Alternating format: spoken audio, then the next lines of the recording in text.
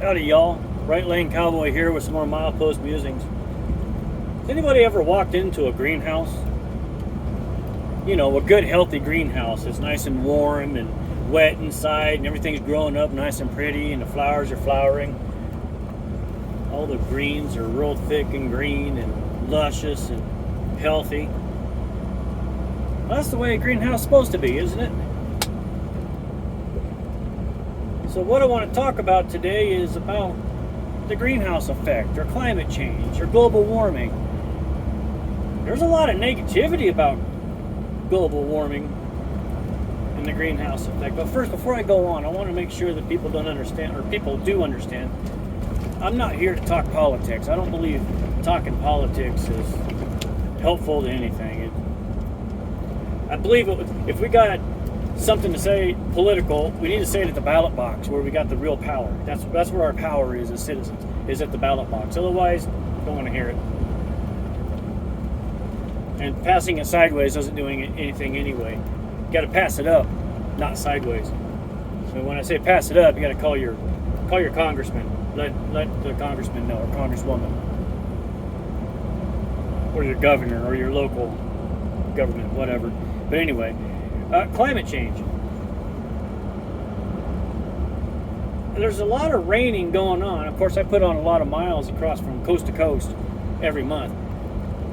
And I see rain everywhere I go. And I'm not talking about little drizzle down like, that Southern Oregon pea on your rain. I'm talking about real rain. Rain that fills up rivers in just a couple of hours, Like the rain that's up here in the Rocky Mountains just above me. This morning when I started out, it was torrential rains up there. Now I'm heading back north, and the rivers below me are at or above flood stage. That's the kind of rain I'm talking about. Is that good? Is that bad? I mean, everything that I was ever taught from my childhood up until now is that a good, healthy river is one that floods 1 or 2 times a year. More rain, more water means more vegetation, which means healthier animals. More rain and water, or more water in the rivers, means more floods, which means the fish are healthier and they can migrate up and spawn on the beds that get washed out by the floods, and then you got a larger number of fish that hatch every year because it's raining, because the globe is, or the earth is warming up a little bit. It just doesn't make sense to me that not everybody, people I hear and see on the radio talking about global warming usually puts a negative connotation toward it. Oh no, we're all gonna die. I actually heard people say that we got 10 years to live. 10 years to live. That's preposterous. That's the dumbest thing I ever heard. And of course I let it go in one ear and out the other because it was the dumbest thing I ever heard. And dwelling on that would just raise my heart rate and get my blood pressure up, piss me off, and I don't want to do that. So I let it go in one ear and out the other, and realize that what we're in, I think, is a good thing. I mean, I've seen all the rivers that come out of the Rocky Mountains, the big ones, the Platte River, the Arkansas, the Colorado, the Animas River. I think it's called the Animas River. It's up in Animas Canyon, comes down out of the San Juan Mountains. All of them are running high, running a lot of volume through them. And it goes up and down every day when it rains, torrential rains up there in the mountains. But I've talked to people that are catching record-sized fish out of them. I've talked to a couple of what are they called? Gold panners, prospectors that come down and they eat up here in the restaurant that I stop at once in a while. And I've talked to them, and they said there's a lot of gold being washed down the river because of these torrential rains. So they love it. I mean, they're the type of people who say, come on, global warming, here we go. We're going to get rich off of this. Well, I don't know about rich, but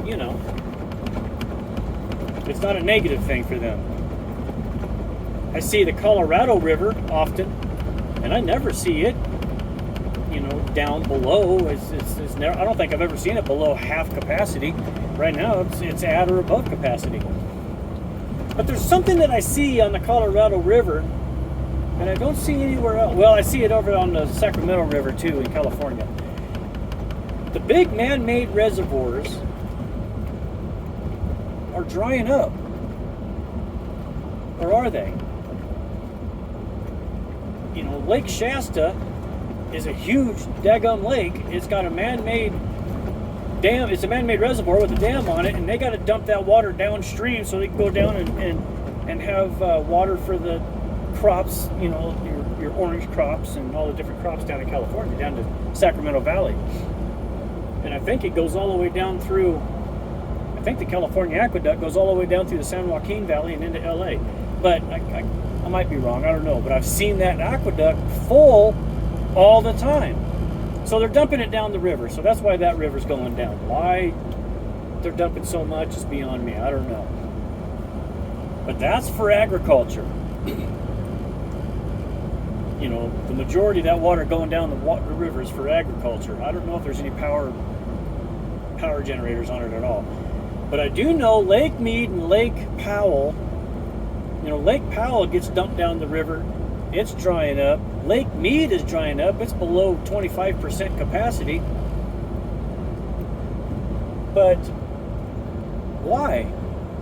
The Colorado River is always at or above flood stage. So why are they dumping all that water down the river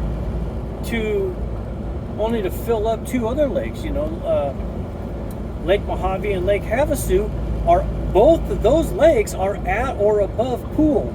Of course, in a lake, pool means capacity, full capacity. So, and you can look that up. I posted on Facebook about that. That's the truth. One of my favorite radio hosts says, you got to produce receipts to prove what you're talking about. Well, I did. NOAA, I think is what it's called, is where I found those. But I don't think it's a bad thing. I think global warming is a good thing. I think the Earth needs to warm up a little bit. If you ask my wife, the Earth needs to warm up a lot. You know, because if it dips down under 100, she's getting the winter coat out. She's shivering all the time. And I know other people that do that too.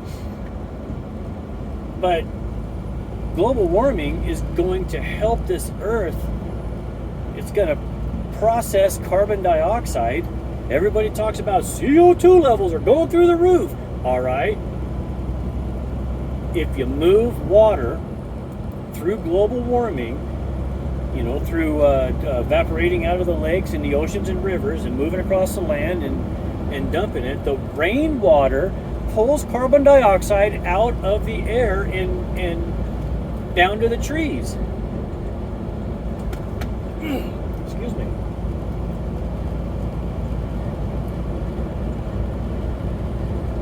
And I think it's important to understand what the trees do. Trees pull in that. I know everybody says, well,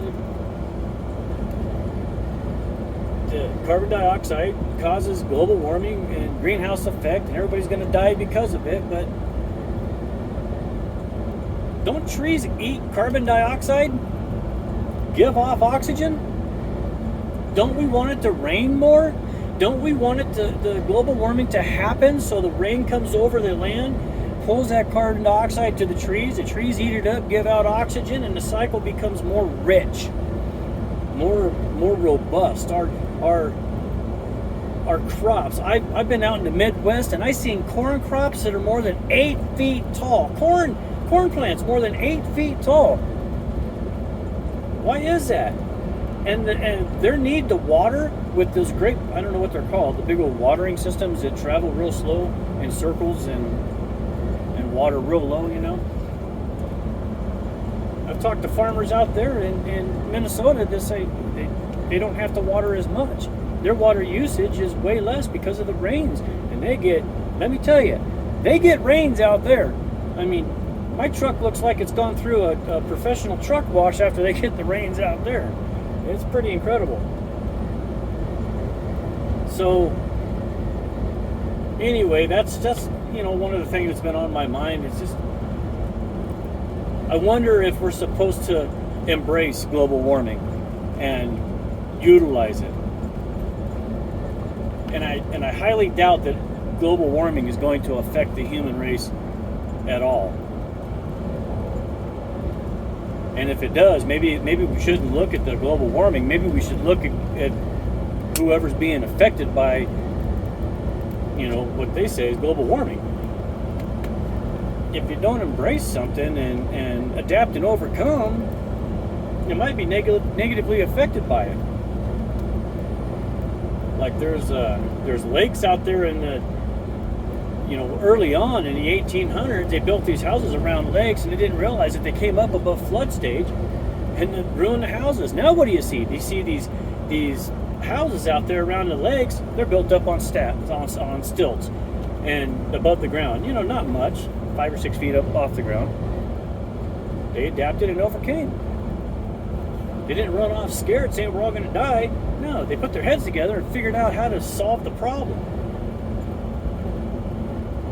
So global warming, I think that's a really good thing to talk about. It's not political, it's scientific. I don't know. Go down there and in the comment section and leave me something. Let me know if I'm way off base, if maybe I got an idea here. I don't know. Just spitballing here. Just like I say, I'll post musings, man. Things that go through my brain. I don't listen to that radio too often. Anyway, I think next time, I'm going to talk about the COVID-19, the human coronavirus. That's got me really thinking right now. So thanks for watching. Talk at you later.